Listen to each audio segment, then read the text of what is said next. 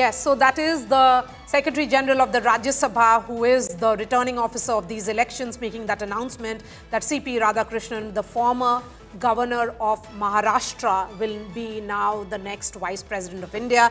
In fact, he got 452 first preference vote. The candidate, the India bloc candidate, that is Justice Reddy, got 300 votes out of 752 votes which were cast.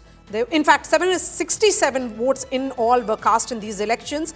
752 were declared valid. There were 15 votes still invalid despite all the training that was given to MPs. So it's very clear now. He is a seasoned BJP leader from Tamil Nadu. C.P. Radhakrishnan was the state BJP president from 2004 to 2007. Former member of parliament from Coimbatore, is the next vice president of India. His primary responsibility is conducting the proceedings of the Rajya Sabha. Let me bring in Aishwarya Paliwal. So the NDA gets its numbers right, Aishwarya. 452 is what you told us an hour ago, and that is the number which has been announced by the Secretary General, Mr. Pramod Chandra Modi.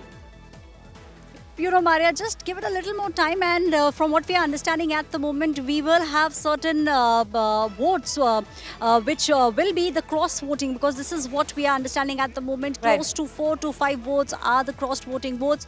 Who were those people? Who were those parties? We will have to wait and watch. But yes, the numbers were clearly in favor of NDA, and that is exactly the figure that has now come out. The opposition, Maria, if you also remember, since day one has been speaking about the fact that this is an ideological war that they have been fighting. They have been speaking about the fact that they do not have the deputy Lok Sabha speaker position, and that's the reason also, which gave them a fillip to fight this harder. They really did fight it, and now the opposition will be saying that it is a moral victory.